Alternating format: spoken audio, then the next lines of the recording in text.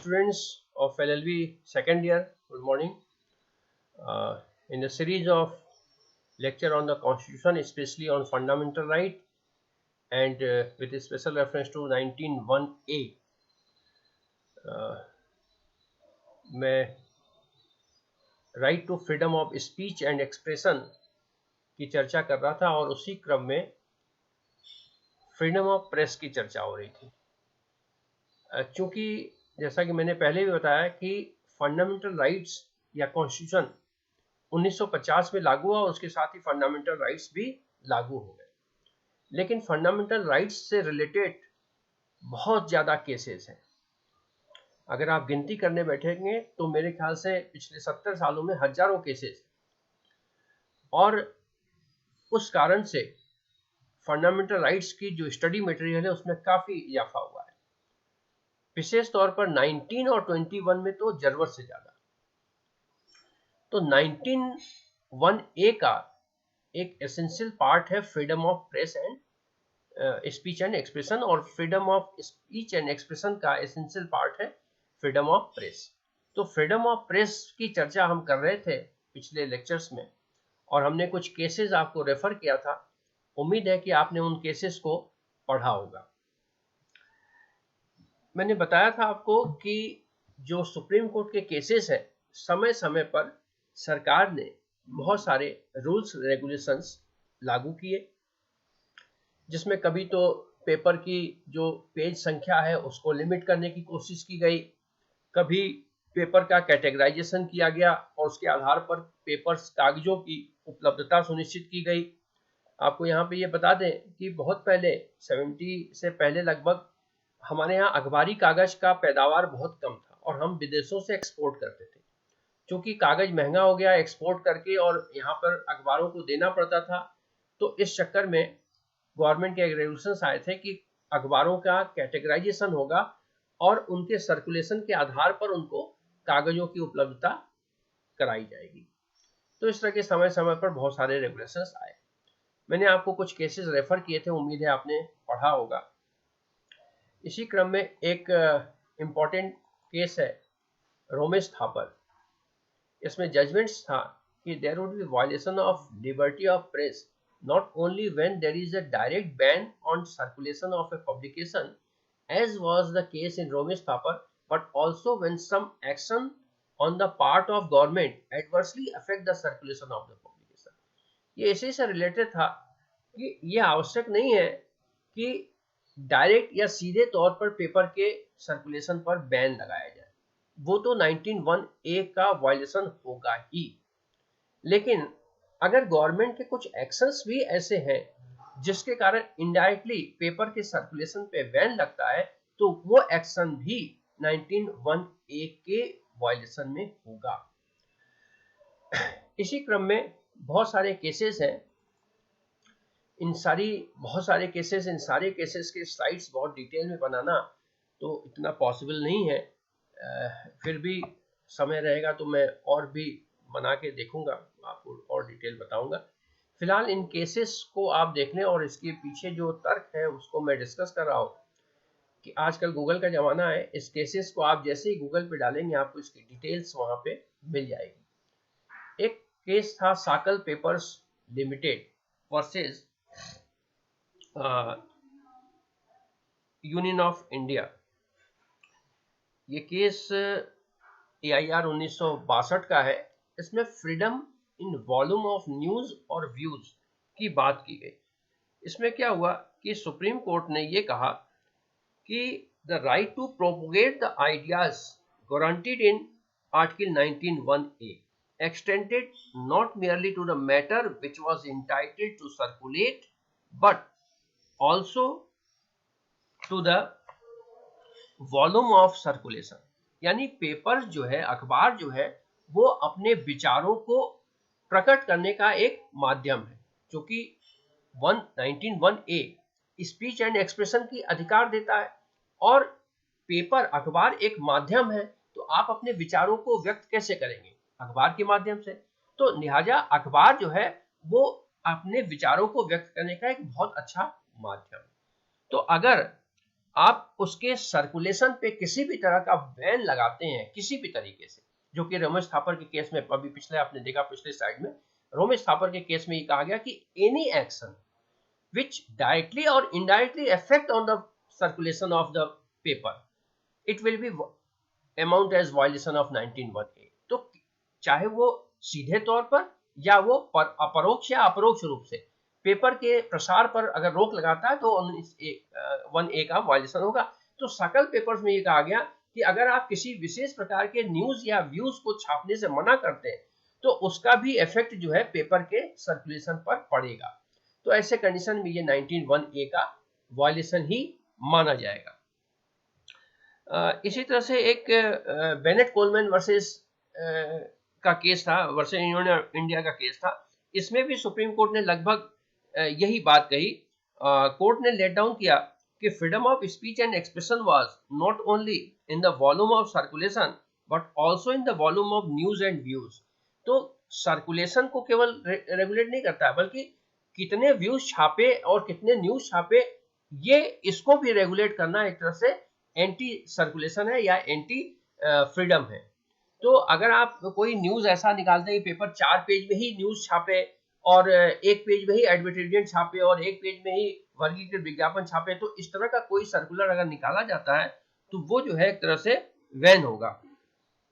इसमें हुआ क्या कि in this case import policy of newsprint for 1972-73 read with the newsprint control order 1962 issued under section 3 of the Essential Commodity Act 1955 provided bar or starting newspapers or editions by common ownership unit as also on interchangeability within common ownership unit.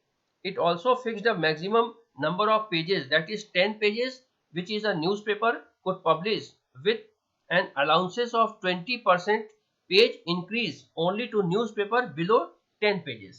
यानी इस एक act लाया, act था, उस act के एक section में provision ये किया गया कि अगर आप 10 पेज से कम का अखबार छापते हैं तो उसमें आप कोई एडिशनल नहीं छाप सकते, और अगर 10 पेज से ऊपर का अखबार छापते हैं तो उसमें 20% का आप एडिशन कर सकते हैं।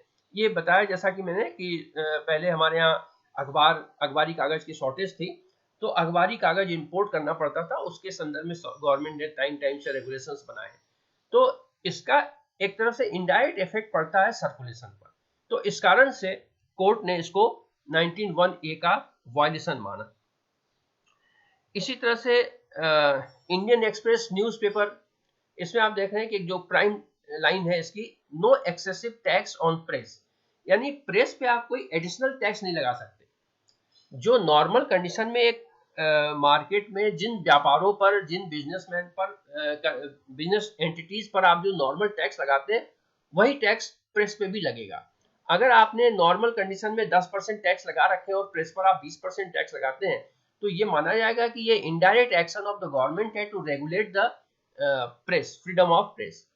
तो इस तरह से अगर कोई एक्सेसिव टैक्स लगाया जाता है तो वो भी इस पर वायलेशन माना जाएगा। ये इंडियन एक्सप्रेस वर्सेस न्यूज़पेपर के केस में कहा गया। इसमें क्या हुआ कि the petitioners who were the editors, printers and publishers of newspaper, periodicals, magazines, etc. challenged the validity of the imposition of import duty on newsprint under the Custom Act 1962, read with Custom Tariff Act 1975 and levy on auxiliary duty under the Finance Act 1981। तो इसमें जो finance act 1981 था उसमें अखबारी कागज के आयात पर जो इंपोर्ट ड्यूटी है वो बढ़ा दी गई। अब इंपोर्ट ड्यूटी अगर बढ़ा दी गई तो उससे क्या होगा कि जो इंपोर्टेड कागज है वो महंगा हो जाएगा। हालांकि गवर्नमेंट जब इंपोर्ट ड्यूटी बढ़ाती है किसी चीज का तो उसका इंटेंशन तो ये होता है कि घरेलू उद्योगों को संरक्षण देना, क्योंकि भारत में भी ऐसा नहीं है कि अखबारी कागज का प्रोडक्शन नहीं होता था, बिल्कुल कई सारे अखबार थे पहले, अखबारी कागज प्रोडक्शन करने वाली कंपनियां बहुत सारी थी, लेकिन उनका जो कॉस्ट ऑफ प्रोडक्शन है वो काफी हाई था और जो विदेश से अखबार आते थे वो अखबार सस्ते पड़ते थे, कागज सस्ता पड़ता था और क्वालिटी भी उसकी अच्छी होती थी। तो गवर्नमेंट ने अपने यहाँ के घरेलू उद्योगों को एक तरह से सहारा देने के लिए, प्रोटेक्शन देने के लिए इंपोर्ट ड्यूटी में इजाफा कर दिया। लेकिन उस इंपोर्ट ड्यूटी का इफेक्ट ये हुआ कि अखबार वाले जो है, जो छापने वाले थे, मैगजीन छापते थे, अखबार छापते थे, वो कोर्ट में चले गए और उन्होंने कहा कि इंपोर्ट ड्यूटी बढ़ाने से जो हमें एक तरह से ज्यादा टैक्स देना पड़ेगा, इससे कागज महंगा हो जाएगा और हमारी सर्कुलेशन पे इफेक्ट, उसका एडवर्स इफेक्ट पड़ेगा। तो इस तरह से सुप्रीम कोर्ट ने इसको भी सुना और उसके बाद एक केस और आया, उसको ये एक्सप्रेस न्यूज़पेपर का ही केस था। इस केस में कोर्ट ने एक अलग ढंग से भी जजमेंट दिया। ये केस था लगभग 1958 का। इसमें जहां पर कि ऊपर की लगातार केसेस में आप देख रहे हैं कि सुप्रीम कोर्ट ने हर मामले में प्रेस की लिबर्टी को प्रोटेक्ट किया, वहीं दूसरी ओर इस मामले में जबकि ये मामला उठा जनरल लॉ से इम्यूनिटी का, यानी अगर कोई आप एम्प्लॉय कर रहे हैं, यानी प्रेस एक बिजनेस एंटिटी भी है और अगर वो एम्प्लॉय को लगा रखी है, कर्मचारियों को लगा रखी है, तो कर्मचारियों के बेनिफिट के लिए जो एक्ट्स बनाए हुए हैं उस एक्ट से ये एंटिटी भी गवर्न होगी। तो अगर कोई ये दावा करता है कि उसे जो कर्मचारियों के लिए जो एक्ट्स बनाए गए उसमें जो लिबर्टी कर्मचारियों को दी गई है उससे इनको छूट दी जाए, तो ऐसा फ्रीडम ऑफ प्रेस के अंतर्गत नहीं आता, ये मानने को कोर्ट तैयार नहीं थी।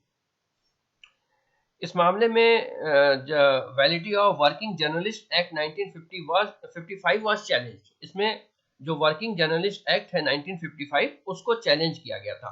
The act was enacted to regulate conditions of service of persons employed in newspaper industries.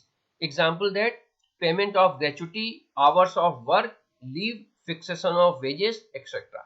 तो जैसे ही हम किसी कर्मचारी के जो वर्किंग आवर है उसको हम रेगुलेट करते हैं, उसको हम ग्रेचुटी देने के लिए बाध्य करते हैं किसी एंटिटी को कि उसको ग्रेचुटी दिया जाए, पेमेंट, मिनिमम पेमेंट इतना देना ही देना है, ये सब चीजें जब हम रेगुलेट करते हैं तो उसका एक तरह से इफेक्ट पड़ता है उस पूरे बिजनेस एंटिटी पर, क्योंकि उसके जो एक्सपेंडिचर हैं वो बढ़ जाएंगे और एक्सपेंडिचर अगर बढ़ जाएंगे और उस अखबार का सर्कुलेशन नहीं है तो उसकी इनकम नहीं होगी तो उसका जो बैलेंस शीट है वो नेगेटिव में जाने लगेगा और कुछ समय के बाद स्थिति ये आएगी कि उसको बंद कर देना पड़ेगा।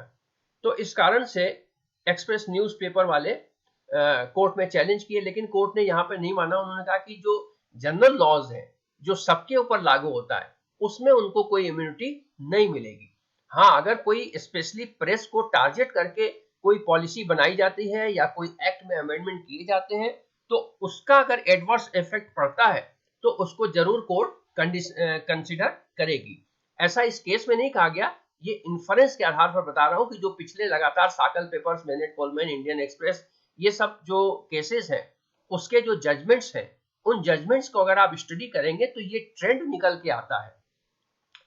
तो इस तरह से हम कह सकते हैं कि भारत में जो सुप्रीम कोर्ट है वो फ्रीडम ऑफ प्रेस की बहुत बड़ी संरक्षक बन के उभरी और लगातार उनके जजमेंट्स जो है इस तरह के आए हैं जिससे एक प्रेस की लिबर्टी को फायदा मिला। और आज की तारीख में भारत में हम ये कह सकते हैं कि भारत में जो फ्रीडम ऑफ प्रेस है वो अमेरिकन प्रेस, अमेरिकन स्टेटस से किसी भी तरह से अलग नहीं है। एक हमदर्द दवाखाना का भी केस है जिसमें commercial advertisement not covered under freedom of speech and expression, ये की लाइन है। इसमें एक्चुअली एक हमदर्द दवाखाना है जो मेडिसिन की कंपनी है और वो वक्फ बोर्ड चलाती है। इसने यूनियन ऑफ इंडिया के खिलाफ एक केस फाइल किया जो कि 1960 में फाइल हुआ था। इसने एक कॉमर्शियल एडवर्टीजमेंट दिए, तो कॉमर्शियल एडवर्टीजमेंट को कोर्ट ने यह कहा कि ये freedom of press and expression के अंतर्गत नहीं आता। कारण क्या है? कारण यह है कि एक एक्ट है लागू, drug and magic remedies objectionable advertisement act 1954।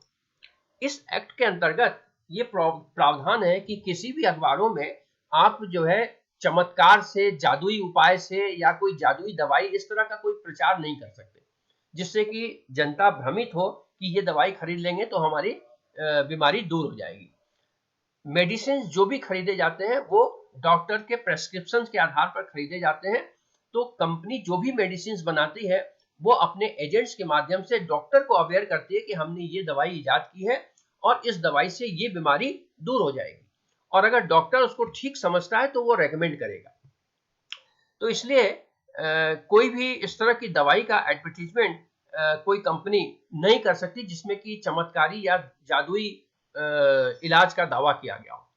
इसमें हमदर्द दवाखाना ने एक पेपर में ऐड दिया जिसको किसी ने चैलेंज किया, और उस चैलेंज के आधार पर उसको रोकने की कोशिश की गई इस एक्ट के प्रावधान के अंतर्गत।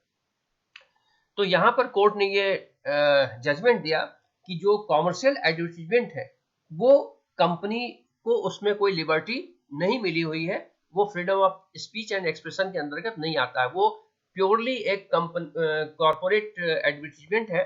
और ऐसे कंडीशन में